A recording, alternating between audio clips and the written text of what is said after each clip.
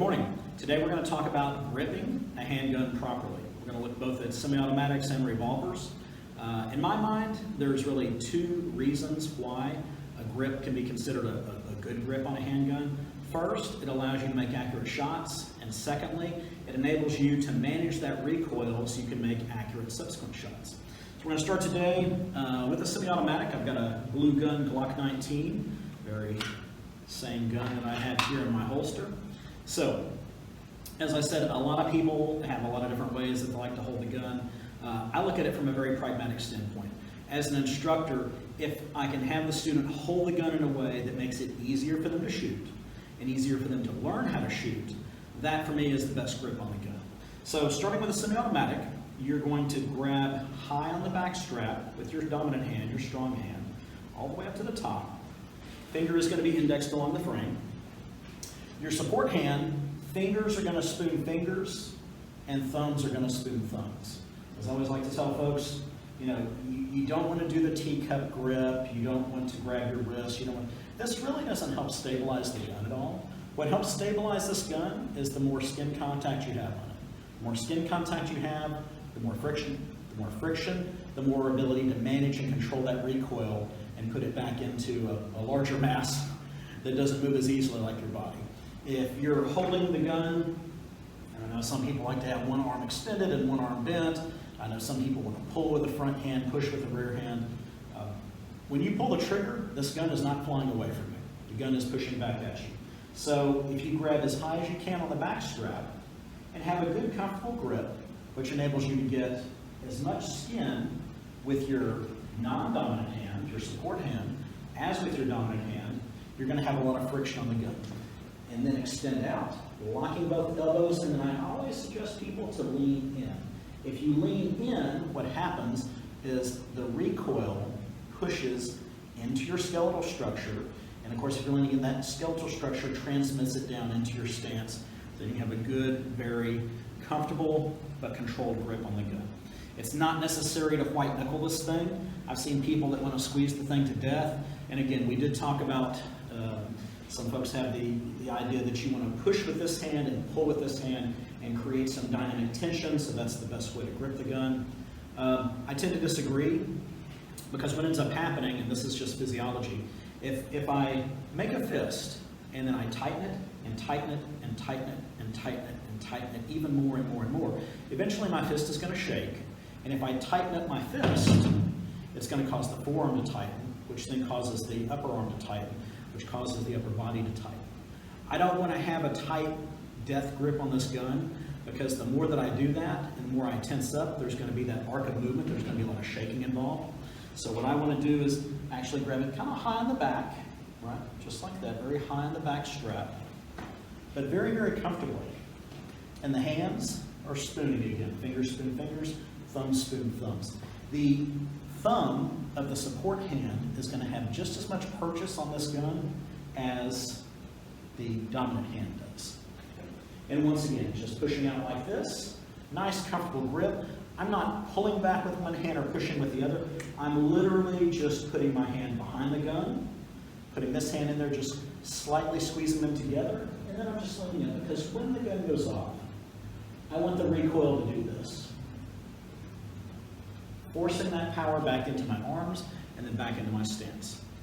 Now, I've seen people who like to say, well, you should grab the front of the trigger guard of the gun and do this sort of number.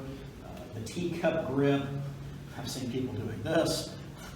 Makes me scared here at the gun range, because every time that gun comes up and comes down, their finger tends to get in the way.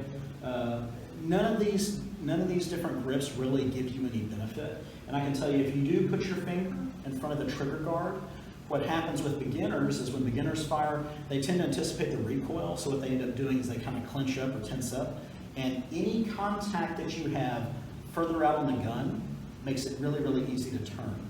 Any contact you have further back on the gun makes it really, really difficult to move the gun. And what we're talking about here is a concept called the axis of the bore.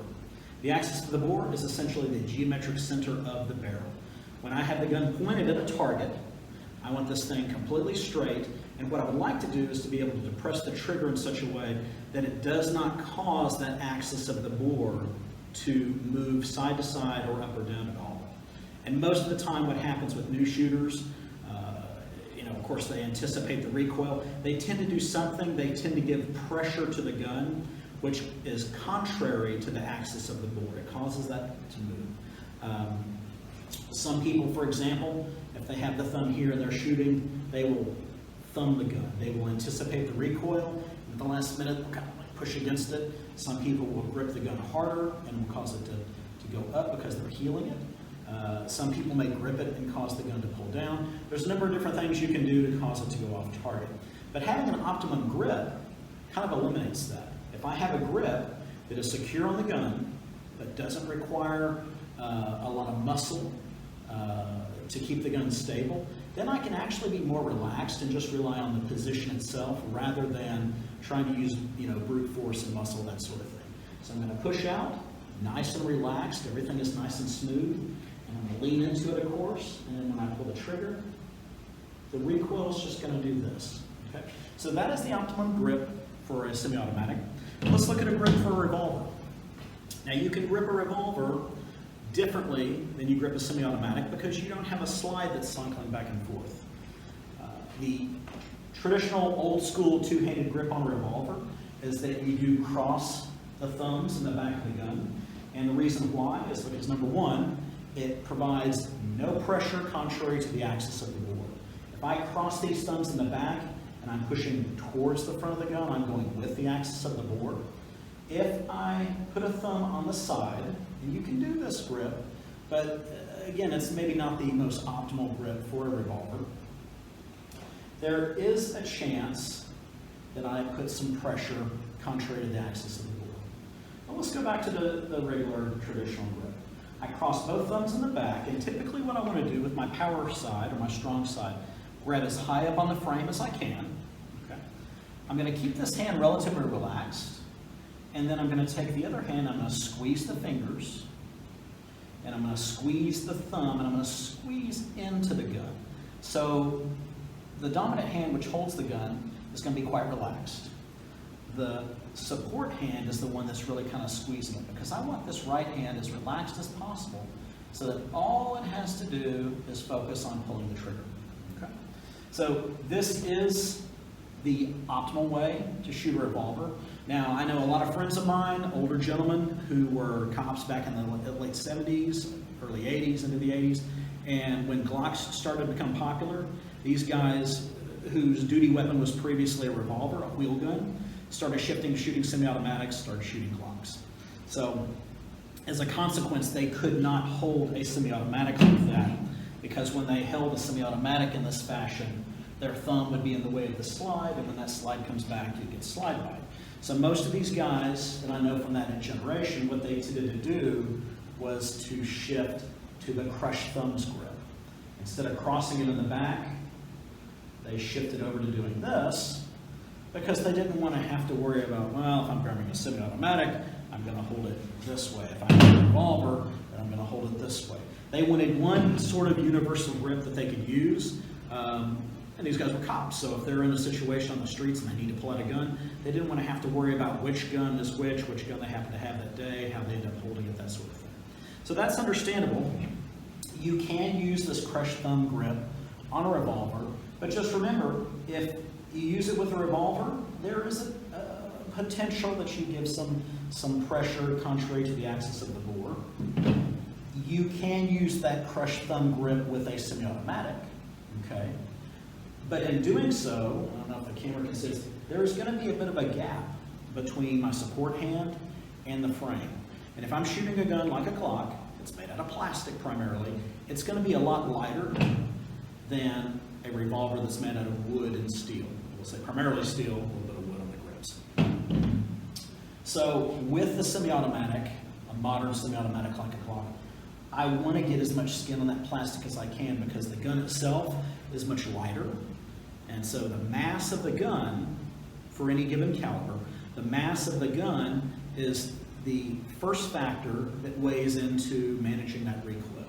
You know, if you have a gun that's made out of plastic and it's shooting a caliber that's comparable to something shot out of something like a revolver that's heavy, you know, this is a Smith & Wesson. I have a Colt Python, brand new one. It's about 2.5 pounds. It's a relatively heavy gun. The Glock 19 that I love to carry here at the gun range, a little under 1.5 pounds. I mean, it's a lot lighter gun, even when it's loaded.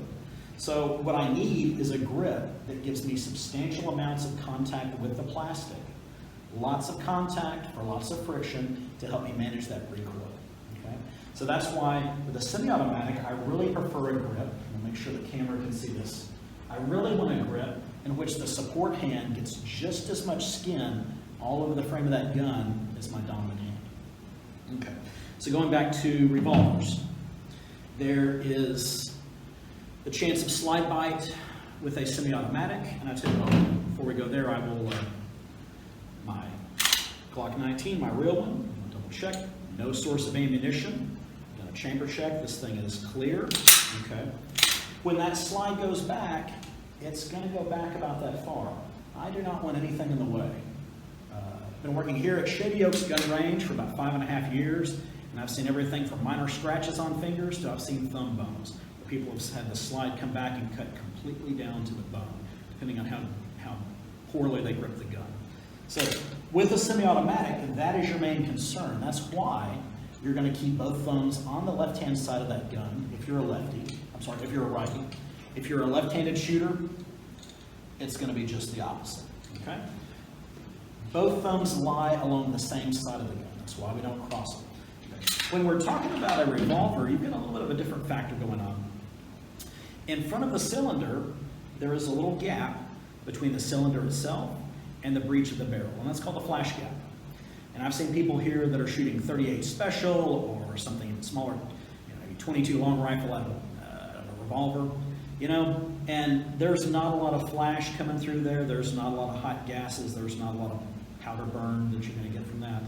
But I can assure you, if you hold a revolver in any fashion like a semi-automatic and you stick your thumb in front of that and you're shooting a Magnum caliber, 357, 44 Magnum, heaven forbid a Smith & Wesson 500 or a 460 Magnum, however much of that thumb is sticking in front of that cylinder, that's exactly how much of your thumb you're going to lose. And I say that from experience because I've seen someone do that here. They grabbed a 44 mag, had never shot that kind of gun before, never shot that kind of revolver.